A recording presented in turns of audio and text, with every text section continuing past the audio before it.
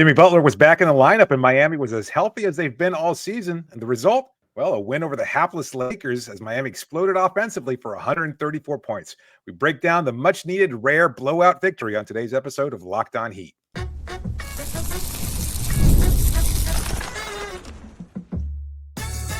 You are Locked On Heat, your daily Miami Heat podcast, part of the Locked On Podcast Network, your team every day. All right, welcome to Locked On Heat, your daily podcast on the Miami Heat. Whether you're tuning in on YouTube or your favorite podcast app, thanks for making Locked On Heat your first listen every day. I'm Wes Goldberg, editor at allyoucanheat.com, here with David Ramil. Both of us are credentialed Heat media members who cover this team every day. And we have a great show for you today. The Heat torched the Lakers and might have broken them. We'll talk about a huge Heat win, hand out some credit cookies, and get to your questions in a second. But first, you can start the season with a big return on FanDuel. New customers can place a $5 bet, and you'll get started with $150 in bonus bets if you win your first $5 bet. Visit FanDuel.com to get started.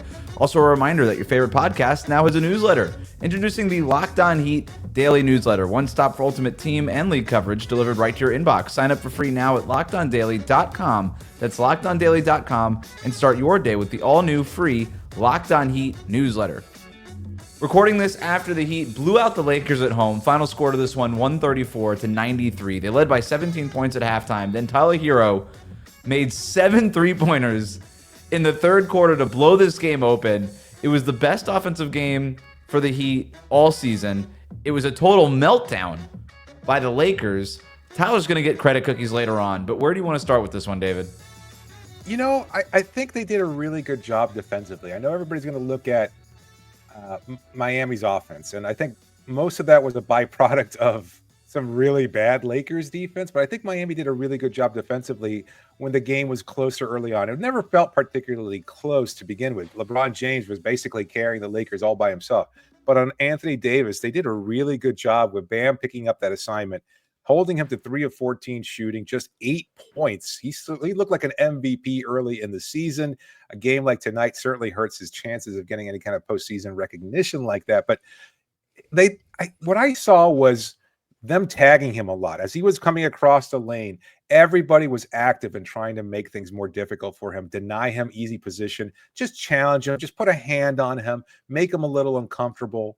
And he wasn't able to knock down that mid-range jumper that we've seen from him at all. And I think they did a really nice job of, again, just kind of taking him out of the game, because without Austin Reeves there, they didn't have a reliable third scorer. D'Angelo Russell starting in his place. He's been nice off the bench, but he struggled today. Yeah, 5 of 13 for him, 12 points overall, whatever. They held a rookie that's been lighting it up, Dalton Connect. He went for just 2 points. So nobody else really stood up as long as they let LeBron get his. And they certainly did that, especially in the first half.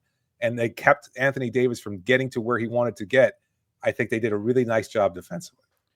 It's a great breakdown, and I think we need to have this part of the conversation because you and I know how this works, right? The national conversation, ESPN is going to lead tomorrow. The morning show, First Take, NBA Today, all this stuff, yeah. Fox Sports, everything.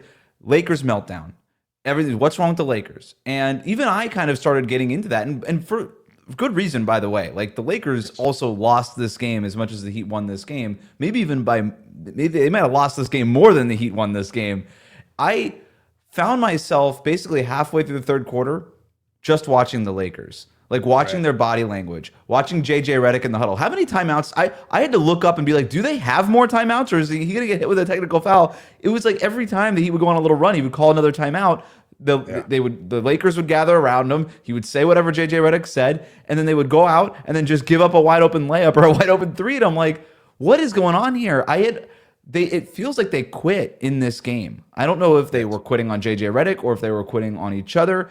And I went into, I felt compelled to go to JJ Redick's post-game press conference in this game. I was like, I got to see what's going to happen here, because I know what Eric Spoelstra is going to say. Same thing he always says. Never get too high, never get too low. It was a good win. We got some open looks, played good defense. It all started on that end. I have no idea what he said. That's probably verbatim or the gist of it. Pretty close, but, yeah. Yeah, I didn't even read the quotes after yet. So I went to JJ Redick's, and somebody asked him what was your message to the team, and he just contemplated for 10 seconds, didn't say a word. And we've been in these posts. 10 seconds is a long time to just not say anything. And everybody's kind of looking around. What? Yeah.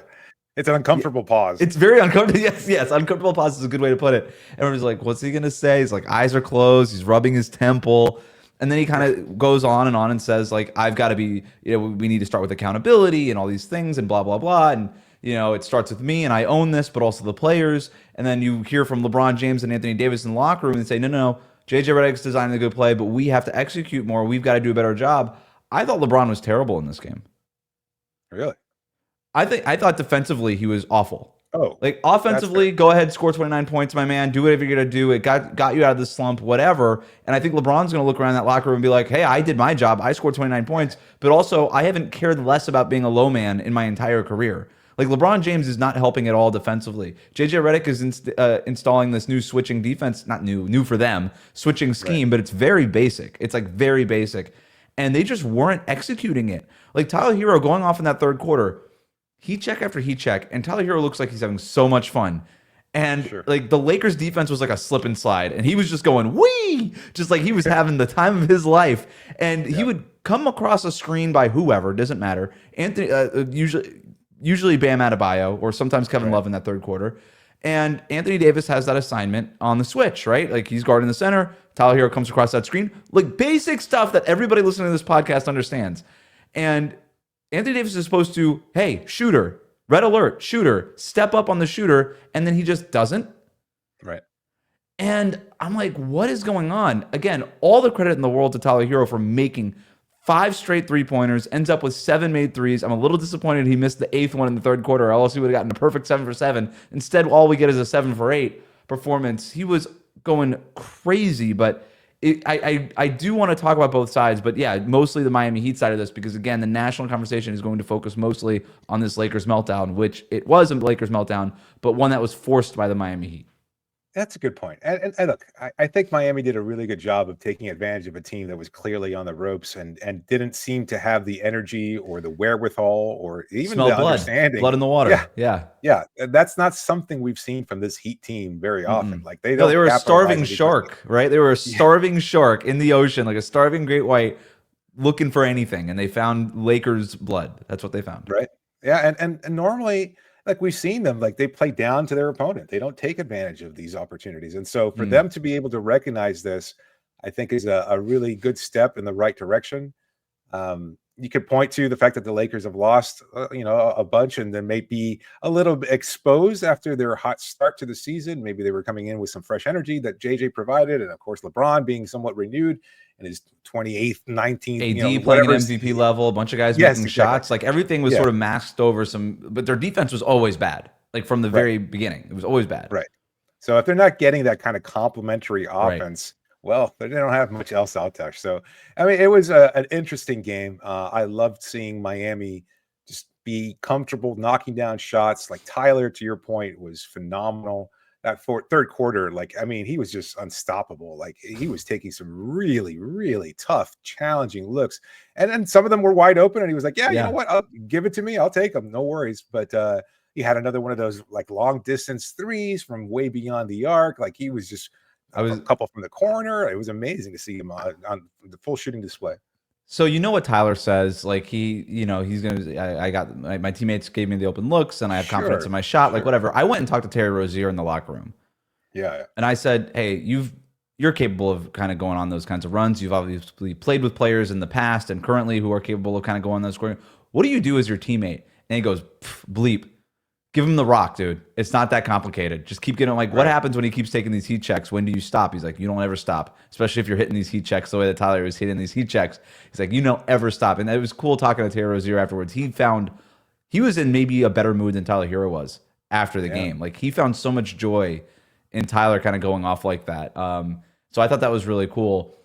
I think the most important part of in terms of like an X's and O's breakdown is what you already said. And I think I just want to hammer home this point again, because the physicality that they played with in this game, JJ Redick pointed to that in his post-game press conference. He said they punched and we never punched back. And I'm paraphrasing. That's not what he said verbatim, but that stood out to me also. It was like Miami just came out with this physical oomph, this want to, and maybe it was smelling blood in the water. Understanding that the Lakers were scrambling here, they're coming off of a bad loss against Minnesota, and you say, look, I think if we throw one haymaker in round one, they might not get up. And that's exactly what happened in this game. And it's sort of funny talking about this from the Heat's perspective, because I was listening to our friend Anthony Irwin, who used to host Locked on Lakers, now does like a live show right after the game, and I'm coming back from the game, coming to record this show, and he's on right after the buzzer, and I'm like, what are they talking about? And man, it sounded a lot like the podcast that we did about the Miami Heat after that Boston Celtics blowout, where you're just like in the total, like the lowest low that you can find. But sometimes these are kind of get right wins, and every team needs them. And I think it was a great point by you, like amazing credit going to the Heat for recognizing what this was and pouncing on this Lakers team and not playing down to the competition as they have so often. But we're gonna get to all of this and more. Tyler Herro just put himself in the national conversation for the All-Star game. We're going to talk about that next here on Locked On Heat. Credit Cookies coming up next.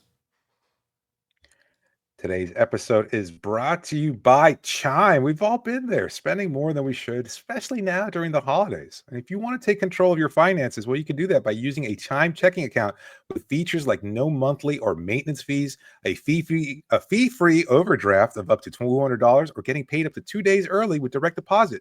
You can do that and more. Chime helps with fee-free overdraft up to $200. Your next deposit is applied to your balance. You can get spotted on debit card purchases and cash withdrawals. You're making those all the time now during the holidays. There's no monthly fees, and they've got over 50,000 fee-free ATMs around the country. Eligible members get complimentary boosts to temporarily increase a friend's Spot Me limit. Spot Me. When you give a boost, they can boost you back to temporarily raise your limit. Set up a direct deposit in your Chime account, and after a qualifying direct deposit of $200 or more, Chime will notify you to enroll in Spot Me. With an activated debit card, Chime will spot you up to $200 on debit card purchases and cash withdrawals, and then your next direct deposit is applied to your negative balance. Chime never charges overdraft fees for using Spot Me. So enjoy the holidays while keeping your financial goals on track with Chime. Open your account in 2 minutes at chime.com/NBA. That's chime.com/NBA. Chime, it feels like progress. Banking services and debit card provided by the Bancorp Bank or Stride Bank, members FDIC. Spot Me eligibility requirements and overdraft limits apply.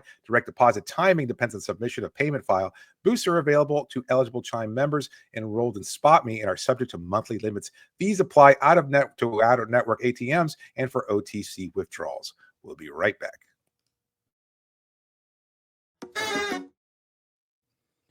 Well, David, I know what's coming.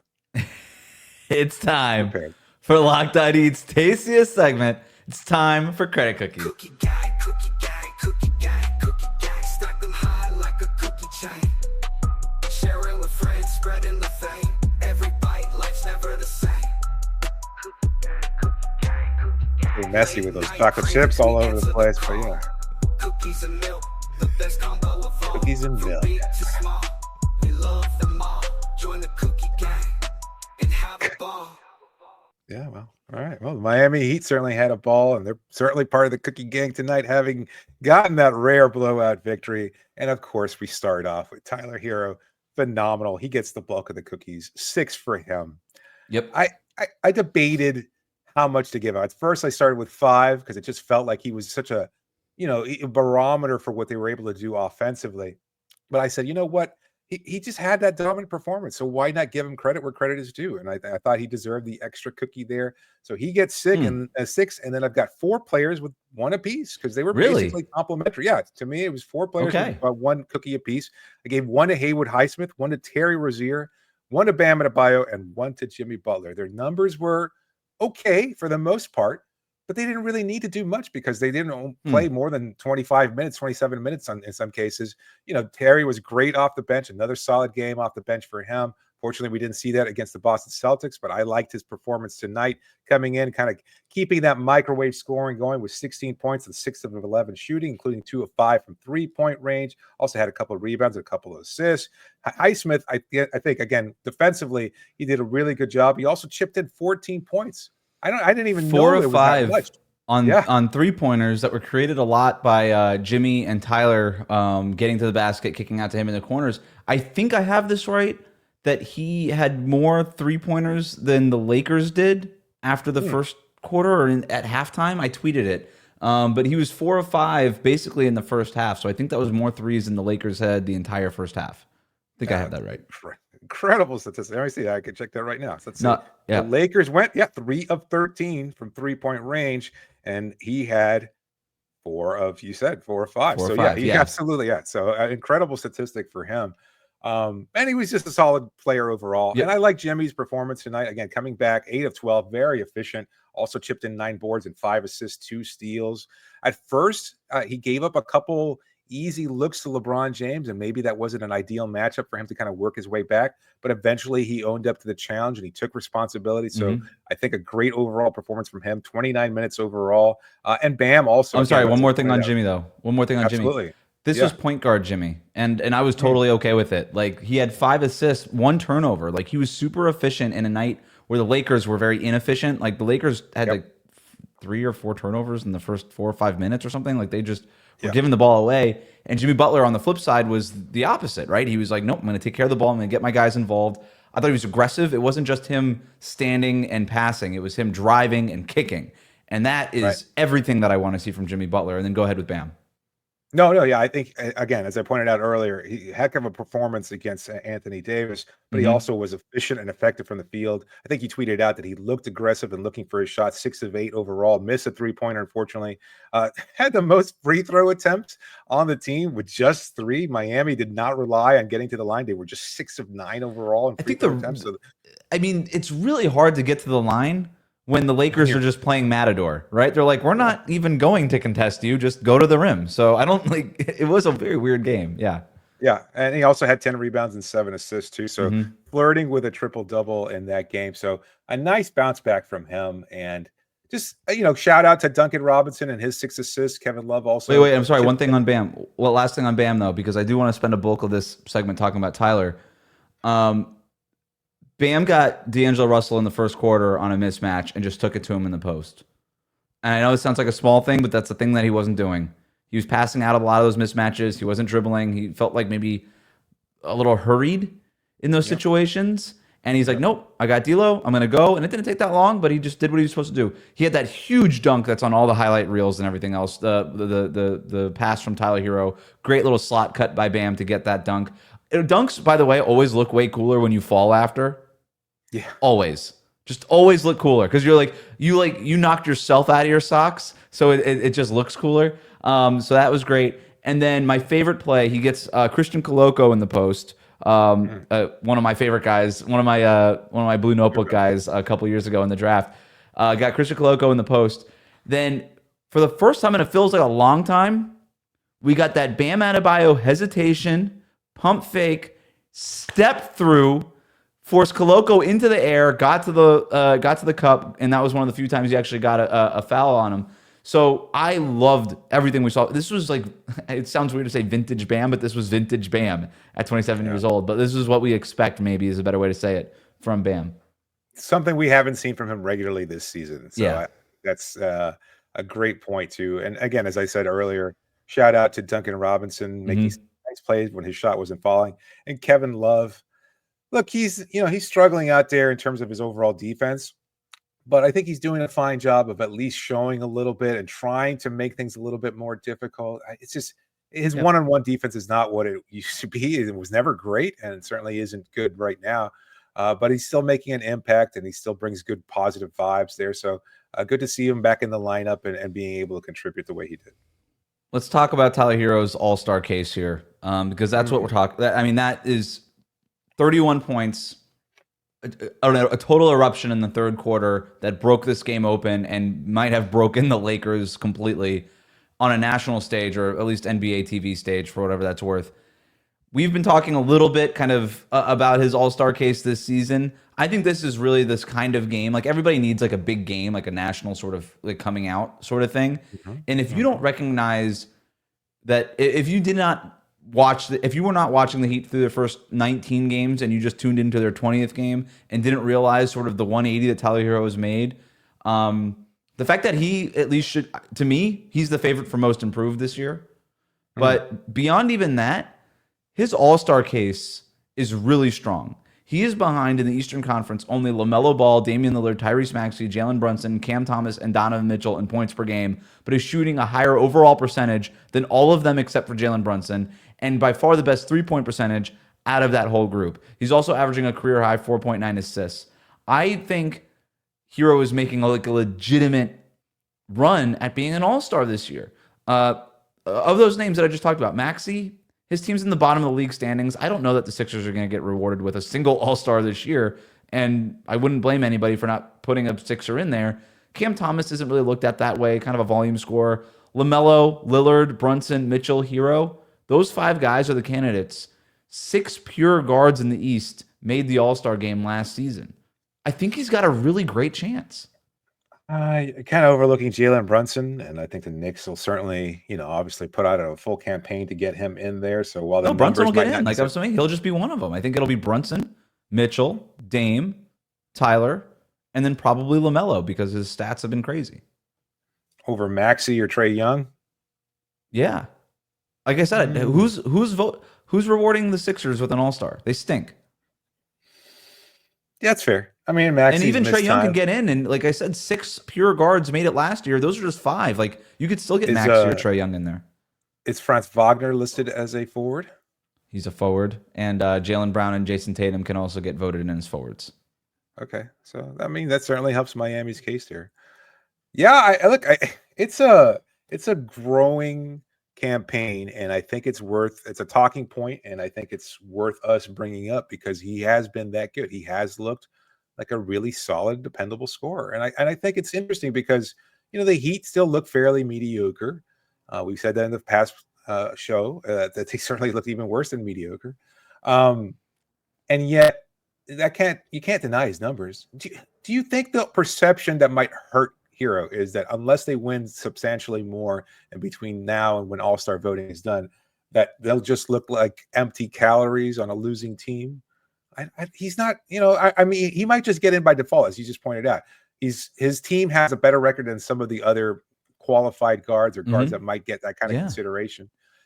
And at the same time, I think the numbers show that he is contributing at a high level. And I don't know that they're necessarily empty calories. That's not my perception. I think some people see it. Well, I mean, some people do see that. Even some members of unfortunately, of the Heat fan base think it's not necessarily indicative. Well, that's why I think it was so important for him to have this game, right? Because it was clear, like the Heat were winning by 17 points at halftime, but 17 points in today's NBA is not insurmountable. Like teams come back from 17 all the time in a quarter, let alone a half. What he did to just break this game open and end it, that to me is like, oh no, Tyler Herro just went out and snatched this game. Like that is winning. That was 7 for 7, or 7 for 8 from 3-point range in the third quarter. That won the game for the over the Lakers for the Heat. So and you already said this, but like what would you say he's ignitable? We actually have a question about literally that, and it's a great question that I'm very excited to ask you about. But you look at the other competition again. Brooklyn is 10 for 13. Cam Thomas, again, I don't think he's looked at in that way. Indiana, Tyrese Halliburton, it feels like his spot is just up for grabs unless he makes a really big run here. And the Pacers are 9 and 14. Charlotte, 6 and 15. Philadelphia, 5 and 15. Like, I don't know that Miami has to be all that much better to get Herro into the All-Star. And the Heat do tend to get an All-Star. I know we always talk about the Heat as this overlooked franchise. Like, Bam's been an All-Star. Jimmy Butler's been it's been a while since the Heat have not had somebody representing them in the All-Star game, And so, but you look across this roster, Bam. It has to be Herro. Like, he's the only guy on the roster who deserves it right now. I mean, we still, by the way, so much time left until All-Star voting kind of wraps up here. But for now, I think Tyler Herro has got to be the guy, and I hope the Miami Heat push it. Listener questions are next here on Locked On Heat.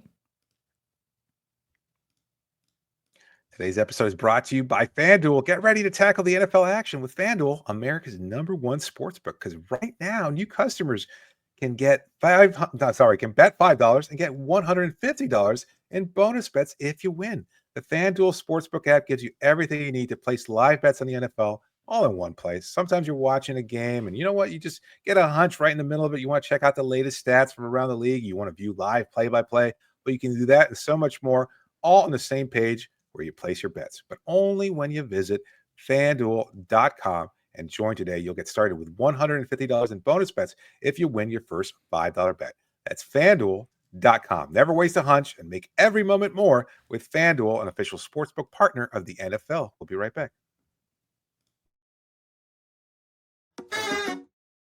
Thanks again for making Locked On Heat your first listen every day. The best way to support the show is to like and subscribe on YouTube and on your favorite podcast app. Let's get to some listener questions from the Locked On Heat Insider community. If you want to join the Locked On Heat Insider community, you can do that in the with the link in the show notes. It's free for 14 days, $4.99 a month. After that, not only do you get first dibs at listener questions, but you also get to interact with me and David one-on-one through the subtext messaging platform, game notes, insider info when we have that, and a whole lot more. Please do consider giving it a try. This first question comes from William B., who writes in, was this game more indicative of who the Heat really are, or was the game against Boston?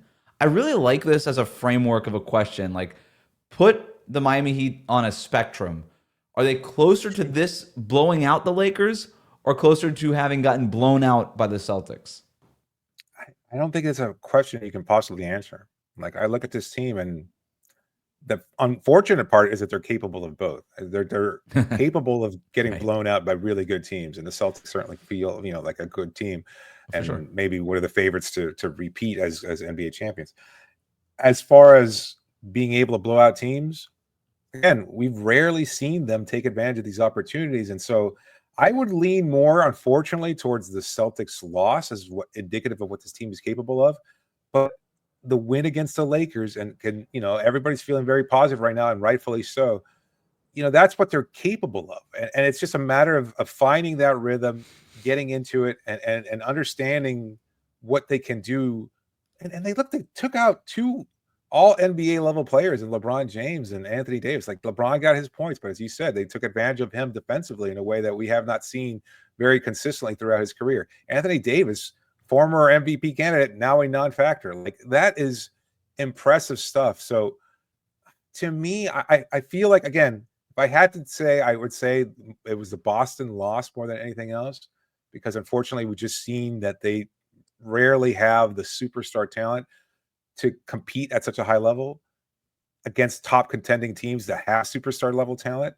But, Jimmy's in the lineup, and it kind of changes the outcome of the game. As you pointed out, and you've made this point before, and it's a great one. Point guard Jimmy, like the team looks better. It flows better. It moves. It initiates offense in a way that it does not when he's not out on the floor. And so they need him to play this role and embrace it, and still looking to choose and pick his spots where he can be aggressive and attack and look to score as well. So when you get that kind of balance from Jimmy, your star level player, still, I think you can be a really good team. You just have to do it more consistently. Ask me again in 10 games, and maybe if they've strung together some more victories, then I'll be much more apt to say that this was the beginning of something great. So I'm actually going to say they're closer to this Lakers game. All right, go for it. Here's my point. There's like a scene in I think it's Finding Nemo is the movie, where there's like a fish, and then there's a bigger fish that eats that fish, and then an even bigger fish that eats that fish, right? Maybe. I don't remember. When was the last time you saw Finding Nemo? I don't know, like 2 years ago. Okay, it feels like you had that pretty quick. That's more recent than I've seen it. I think the Heat are that middle fish. I think they're the fish that eats the small fish, but they get eaten by the really big fish. And I think the Lakers, despite the Lakers logo and LeBron and Anthony Davis and JJ Redick and everything that goes with Lakers exceptionalism, they're the small fish. They kind of stink, okay? They got out to a nice start, 4 straight wins, 6 straight wins, whatever it was. They got out to a great start, and they've stunk ever since. This roster is aggressively not good. It's LeBron James, it's Anthony Davis, and not a whole lot else happening there, to the point where Dalton Connect might be their third most important player as a rookie, right?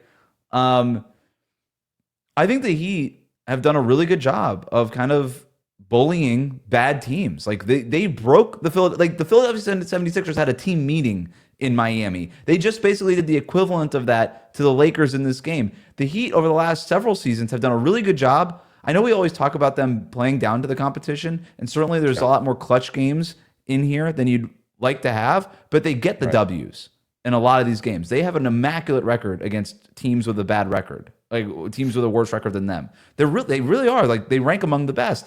Their problem is that they can't even get into the same league as the teams that are clearly better than them. Top 10 in point differential, however you want to put it, just better record, better win differential, whatever. That's the problem. So the fact that the Heat destroyed the Lakers tonight and melted them is not even a little bit surprising. It's more surprising how quickly the Lakers gave up, in my opinion, than the Heat winning this game. But the Heat are that middle fish. That's what I think they are. Where that maybe I'm just saying they're right in the middle of the spectrum. I don't really know. I also don't think that they get blown out by Boston quite that way if both teams have full rosters and you put them in a playoff series. I think the Celtics win that playoff series. I don't think it's that tough for the Celtics to win that playoff series. I don't think it looks like as bad as it did a couple of nights ago. This question comes from Malachi, who writes in, do we think that this game can jumpstart this team into maybe into a winning streak? 20 games into the season, is this where we thought we would be at the start of the season? So start with that first part from Malachi. Do we think that this can jumpstart maybe a winning streak here?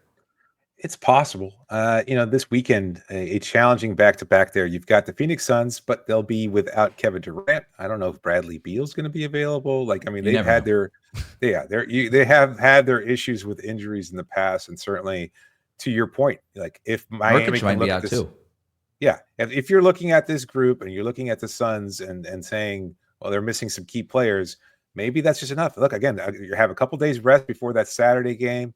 Maybe you can have another similar performance to what you saw tonight, where you can blow them out early and take advantage, sit your starters, and then the following day against the Cleveland Cavaliers, that's where the real challenge is, and how you bounce back and how you show, again, your mettle by trying to prove that you can contend against the contending teams.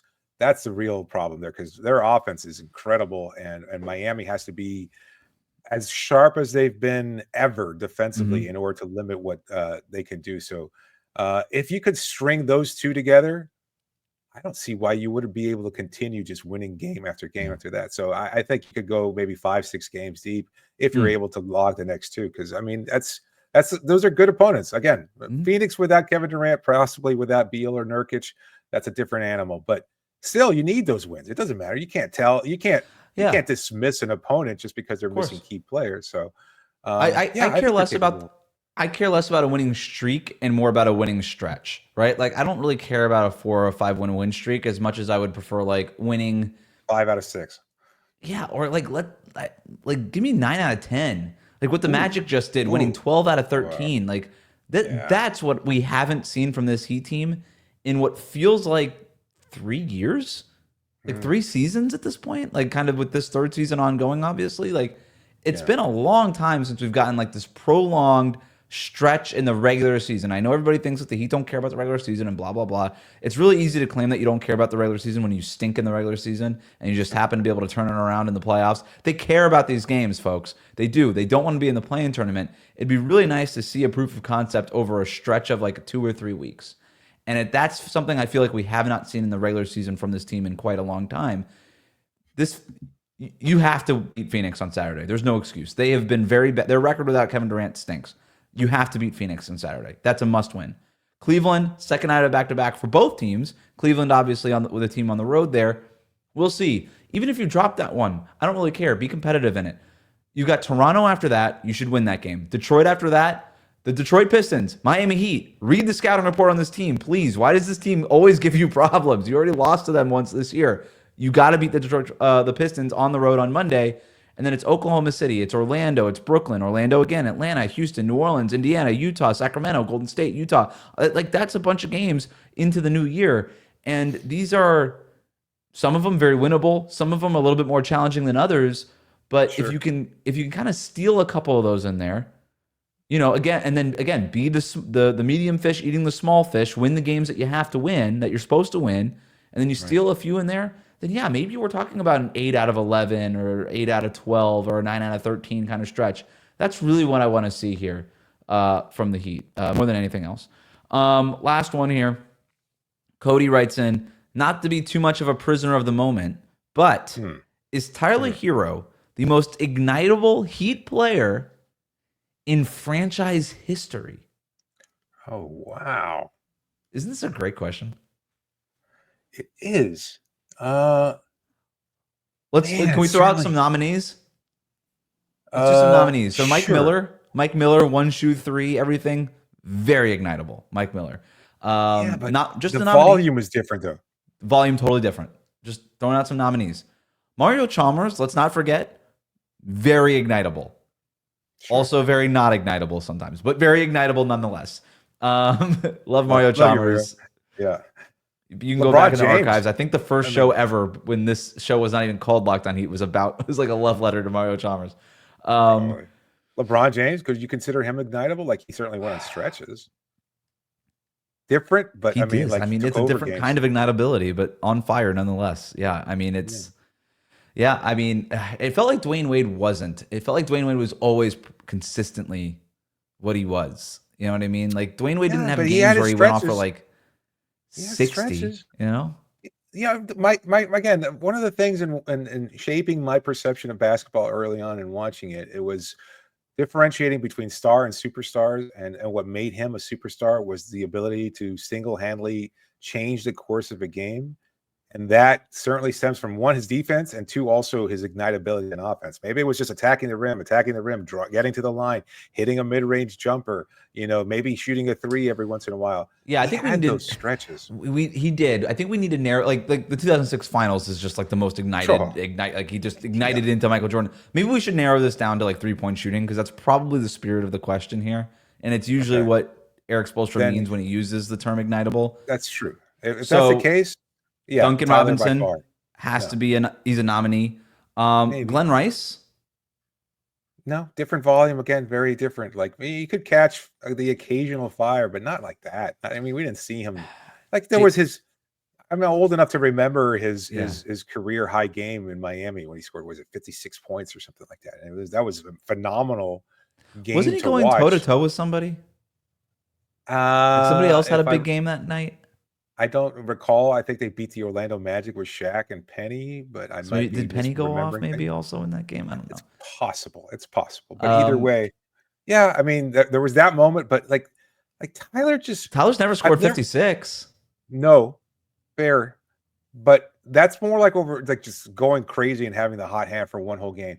What separates Tyler to me is the fact that he's just like he gets unconscious. Like it's you've made the comparison, and it might sound ludicrous, but it's somewhat Steph-like. Like he's gonna pull up from 28 feet, from 30 feet, and he's gonna knock it down. And he had that game against what was it, the Detroit Pistons, where he scored 9 straight points, and he was just really, really good late in the game. And he's had a number of these games, even as a rookie. We all forget that, but he was really, really good at being able to just score in really short bunches.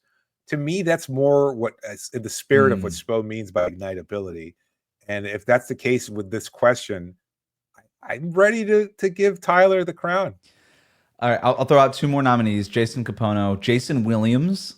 Jason Williams was very ignitable with that pull-up 3 and semi-transition. Like that was during the early Dwayne Wade years. I mean, that was like the kind of the first ignitable that I felt like the Heat really had. Post since drafting 2 in a Dwayne Wade. row, 3 in a row. No, but that's exactly right. Like, and so this is the point, right? Is I think, or it's my point at least.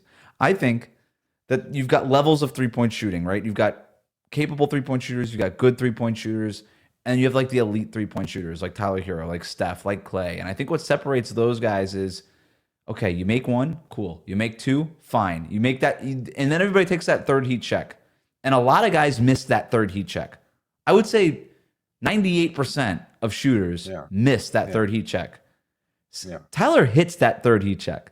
And then he takes a 4th one, and sometimes he'll hit that one. And then he takes a 5th one, and sometimes he'll hit that one. And then tonight he'll take a 6th one, he hits that one, and he takes a 7th one, he hits that one, and then he misses the 8th one. But it was that's Steph-like, that's Clay-like. That's just, oh my God, did you put up 20 points in like 3 minutes? Like, this is crazy kind of thing.